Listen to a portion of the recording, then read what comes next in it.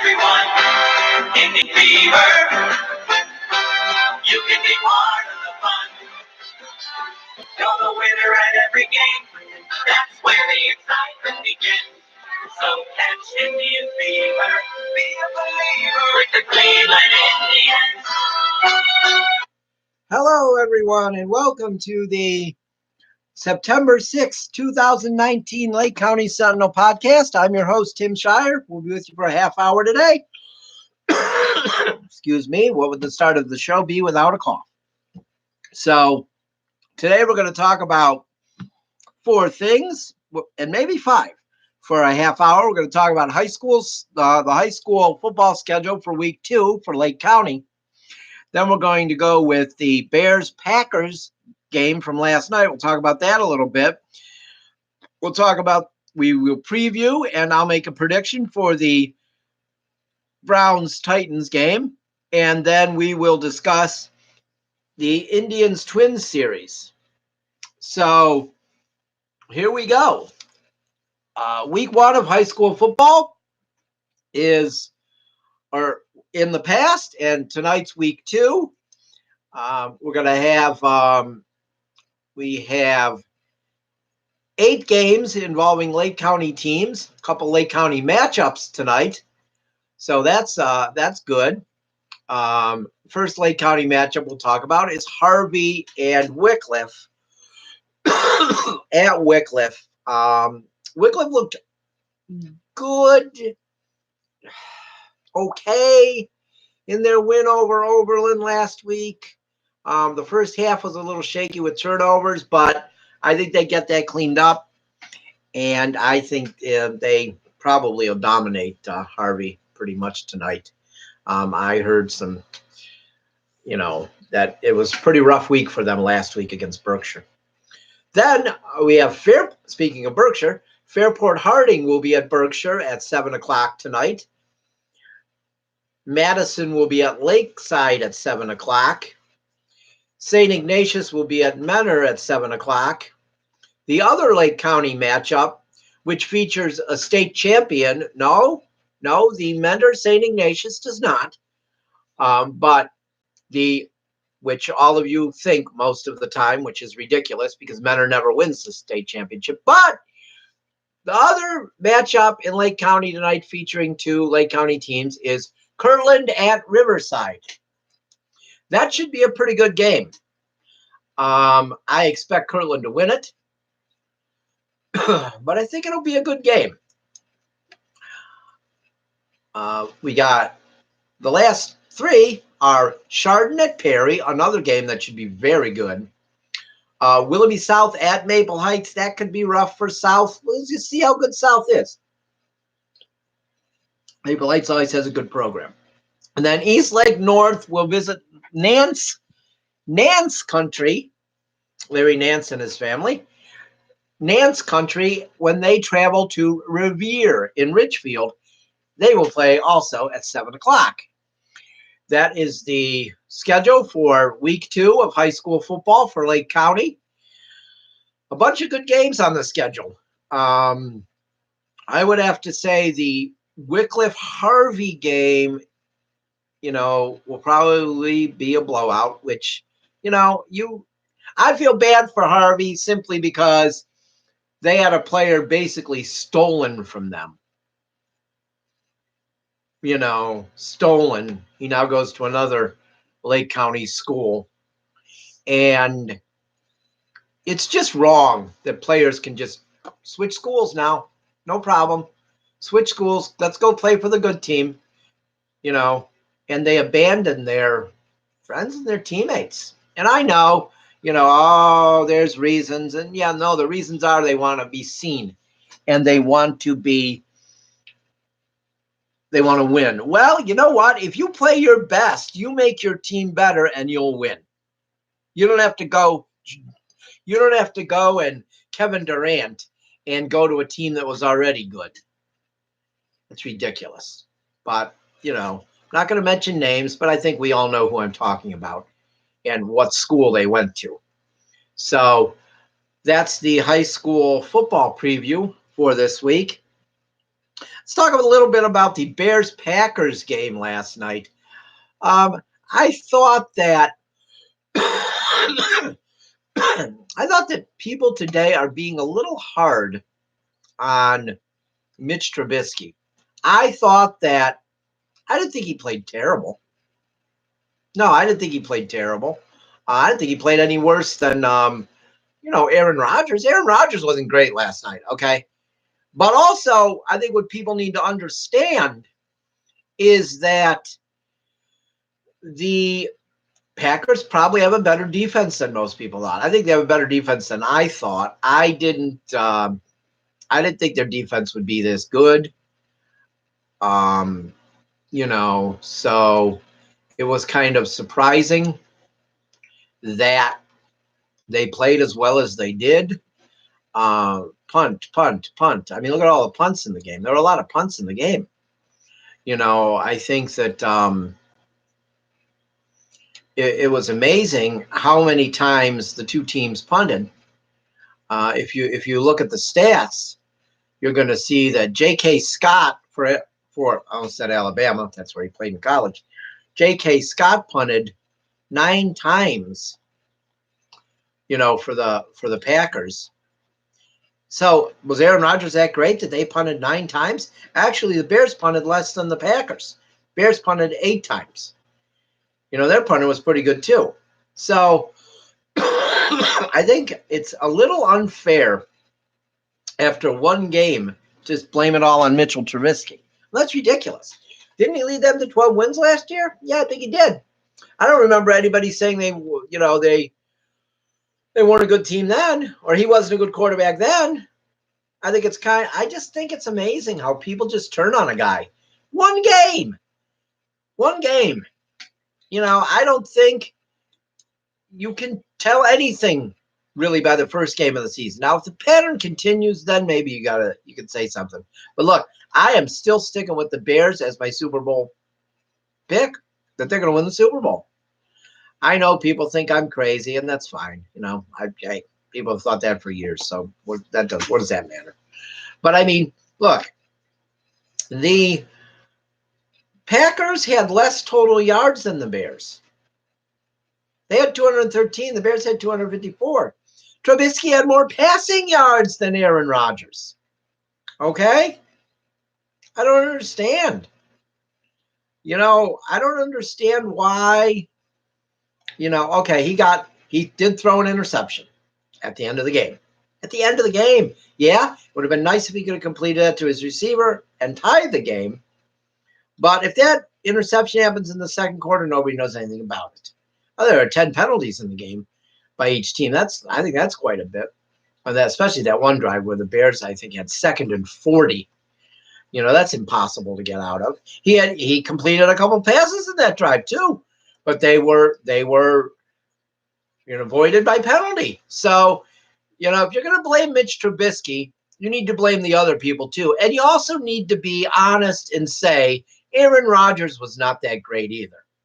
Because let's face it, Aaron Rodgers was not that great last night. Aaron Rodgers got the victory. That's all people look at, I guess. They don't really look at the numbers. If you look at the numbers, Mitch Trubisky was better, I thought, than Aaron Rodgers. And is this because I want Mitch Trubisky to do well? I guess maybe. I mean, Aaron Rodgers was 18 for 30 for 203 yards. Okay. How many times did he miss receivers? I just don't think that you can blame that whole loss on Mitch Trubisky. How about the running game? How about the running game for the Bears? Okay. They ran for 48 yards. 11 of them were Mitch Trubisky running for his life. Okay. So maybe the offensive line had something to do with this. All right.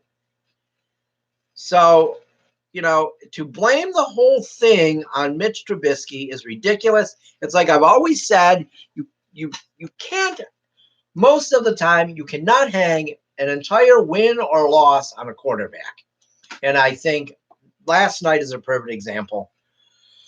Mitch Trubisky was not horrible. So how about people lay off him a little bit? Saying, can the Bears win with Mitch Trubisky as quarterback? Burying him after 1 week. The national media is doing it. It's amazing. I don't understand it. I guess that's the NFL, though. Very reactionary. A guy has one bad game and he's no good, but then he has to have 5 good games for people to say, oh, he's pretty good. It doesn't make sense to me. Why we go negative after 1 game, but you have to have 5 good games to think positively of a guy?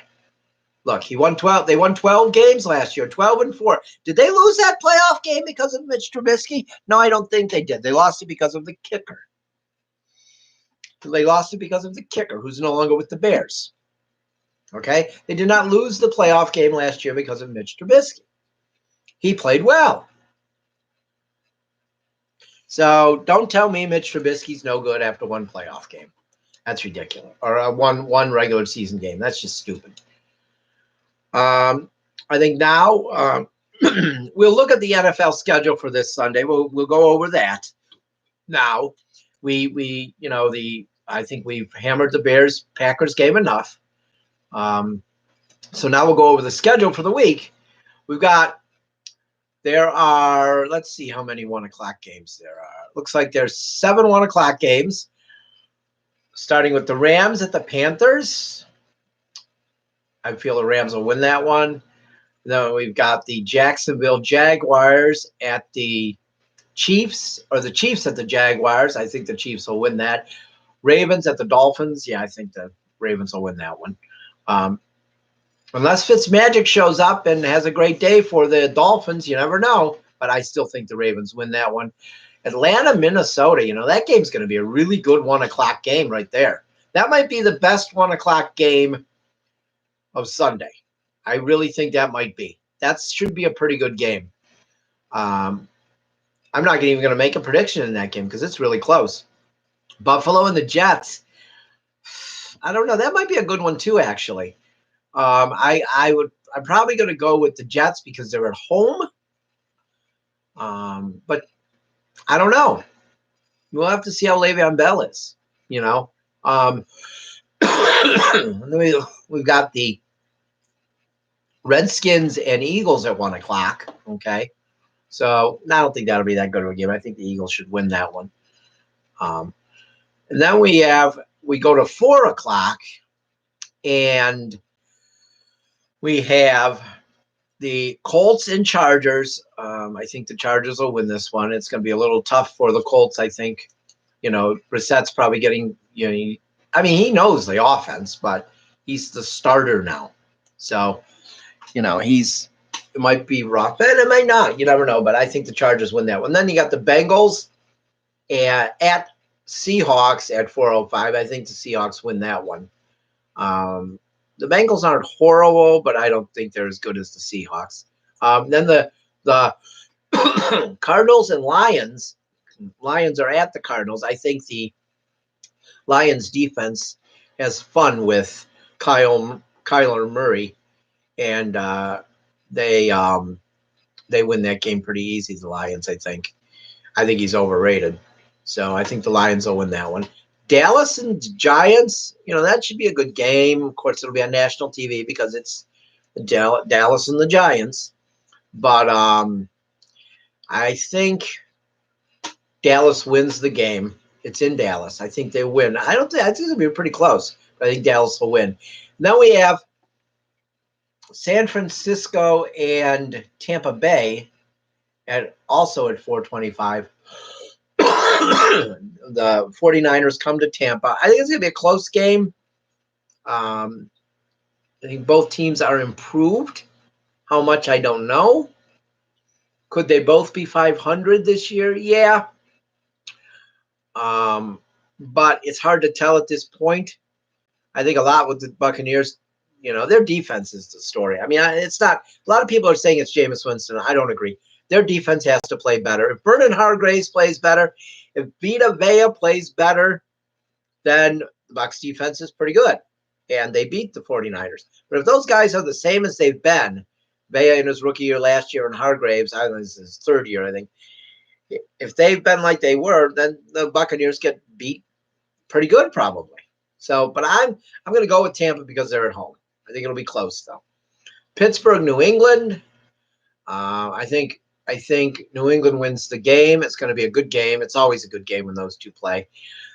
That's 8:20. That's Sunday night, and then we have Houston and New Orleans at 7:10 on Monday. I think New Orleans wins that one. It'll be. I don't think Breeze is going to throw for 300 yards, but he'll find a way to win because that Houston defense is still pretty good.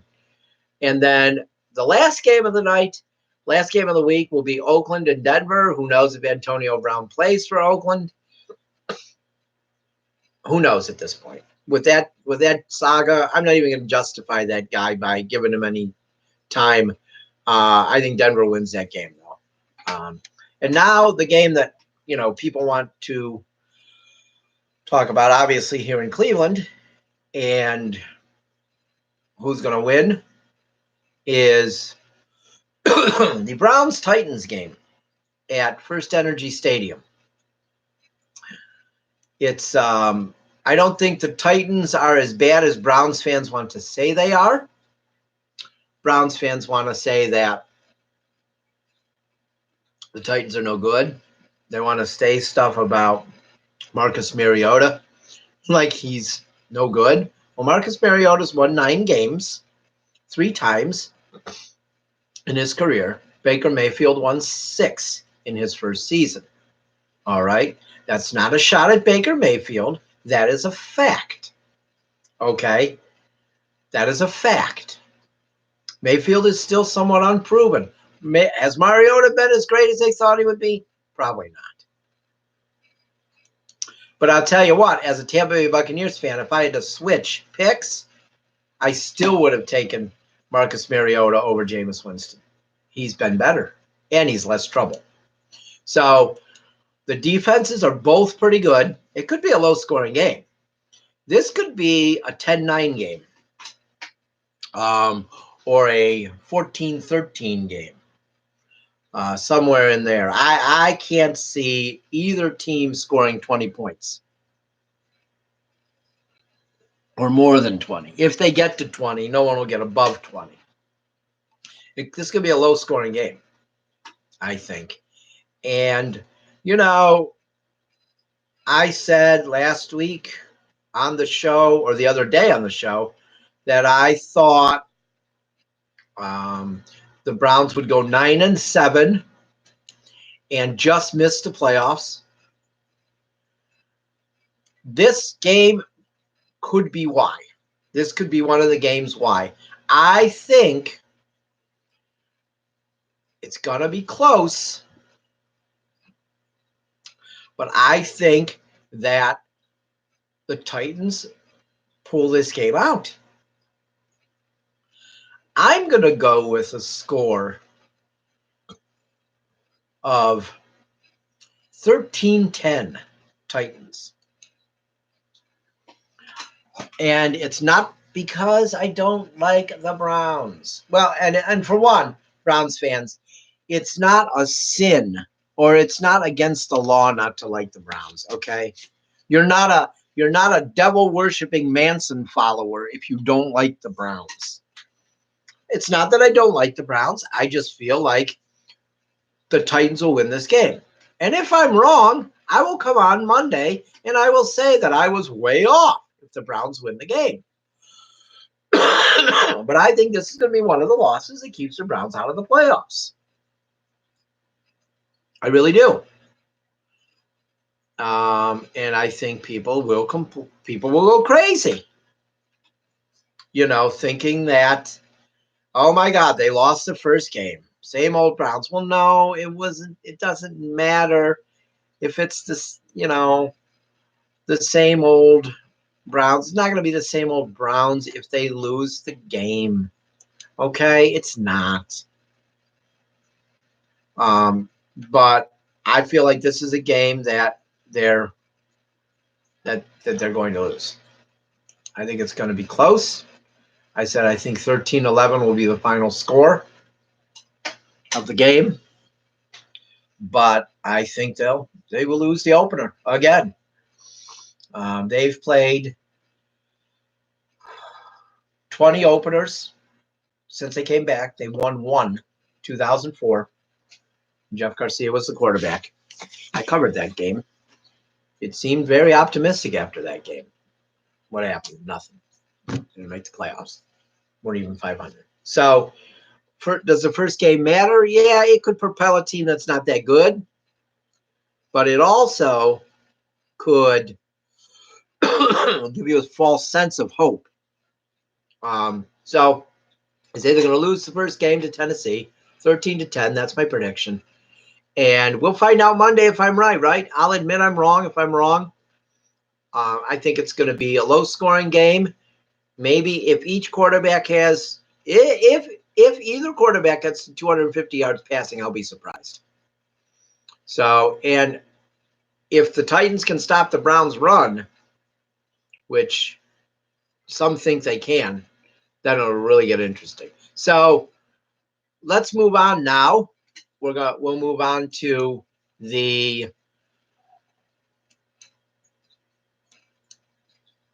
fantasy sports or fantasy football. We have the first week of fantasy football. It started out last night. I don't know. I mean, my teams, I think, are in pretty good shape. But I'll tell you what, I've also been given a bad draft rating by Yahoo. So for a team that I thought was pretty good, actually, that I drafted, I think quarterbacks are still the most important part of any fantasy team. Unless you're in a really low point league, then running backs and receivers can help. And there was a league there. I'm in two low point leagues, but I was in one. I've been in one for that's probably 4 years now, I think. I won it 1 year. I've had some bad teams. Last year I had a bad team. I finished in 6th place out of 10. I had a bad team. I think it was because I focused on quarterbacks in the low point league. If you focus on quarterbacks in the low point league, you're probably not going to do as well. So this year I tried to draft some receivers and running backs early, so I had some impact receivers. I think I do. Devontae Adams and Amari Cooper.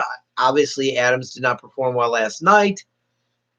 I'm now projected to lose this week. I was projected to lose by a point or two this week anyway. Now I'm projected to lose by 9. I have Amari Cooper. I think he's an impact guy. Running backs, I have I have Todd Gurley as my main running back. And then I have Melvin Gordon too. So that could end up being a good combination. But I feel really good about my second or my third, fourth, and fifth running backs that I have. I have Darius Geis from Washington. He missed all of last year because of the leg injury. So, but I think he's going to play well. Jay Gruden says he's going to get the majority of the carries. So I think he's a steal. And another steal, I think, is I got Devin Singletary. He's going to be probably the main guy in Buffalo. I don't think Frank Gore's going to be. Frank Gore's getting a little older. I think he'll be the backup. And I think Devin Singletary is going to be the guy in Buffalo. And I think he's going to be a steal. I think I'm going to get a steal. Anybody else who got a steal who took Devin Singletary, I think you're in good shape. I think the guy's going to end up being good. And then my fifth running back is Peyton Barber, Tampa. Actually, first week projections, he's the second ranked for running backs. But I have him on the bench. But I think he was ready last year. I don't think Dirk Cutter did not run an offense with any consistency. So he never really got a chance to show himself last year. I think this year he will. But if you're looking for a steal quarterback, I'm telling you right now, go and pick up Daniel Jones. If you got room, if you have room on your bench and you have room to stash a guy, Daniel Jones is the guy, because Peyton Manning or Eli Manning is not going to start the entire year for the Giants. If they lose this week to the Cowboys, the New York media is going to be screaming for Daniel Jones. Look, we know how it is. Eli Manning could throw for 300 yards this week and throw 6 touchdowns, but the Giants lose, they're going to be yelling for Daniel Jones. So if you have a chance to pick up Daniel Jones, pick him up, because he's really going to help you once he starts playing. I really think the kid is good. I really do. In the higher point leagues, yeah, quarterbacks are the guys. You want to pick quarterbacks. I mean, I have Pat Mahomes in one league. You know, I traded for Jameis Winston. You'll say I'm crazy. I traded Ezekiel Elliott to get Jameis Winston because they needed a quarterback, a third quarterback in my league, the league that I run, because you can start 3 quarterbacks a week, and I needed a third. I got a fourth now too, and Sam Darnold. Or no, that's in another league. I have 3 quarterbacks, and then I have Daniel Jones. I got Daniel Jones late in the draft in my league. I think I got him with the 29th pick. There were 30 rounds. I was surprised people just let him sit there. I just really was. So, like I said, if you have a chance to go out and get Devin Singletary, Darius Geis, Daniel Jones, Peyton Barber, I think those guys are real sleepers. And if you want to get a kicker, also, I'm going to tell you, Matt Gay, who's with Tampa Bay, I watched him kick in college. I was a little concerned because he kicked in Utah, and I thought, okay, can he kick in regular air like that? Well, I saw him in preseason, and yes, I think he can kick in regular air. So I also have him, and I would recommend him also. Now, that's enough fantasy talk. I think we'll do now here for the last couple minutes of the show is we're going to preview the Indians Twins series, which, well, let's face it, folks, at this point, the Indians have to sweep the Twins. No, if we take 2 out of 3, no, nope. We're past that point now. We're past that point. The Indians have 6 games left with the Minnesota Twins, and they must win all 6. All 6 games. So I'll say it tonight. I'll say it right now. If the Indians lose tonight, they will not win the division. It's over. It's over. I'm not even sure at this point they can make the playoffs, a wild card. They've had so many injuries. They just have had. They were playing all right until Jose Ramirez got hurt. Yeah, they had struggled against the Mets in New York, yeah, but they were playing okay. Now it looks like there's no life there. Like the guys know that this is really going to be hard. I don't want to say they gave up because I don't think they'd ever give up. But I think that, this is tough. This is going to be a tough series. They got to win. You got Plutko against Pineda.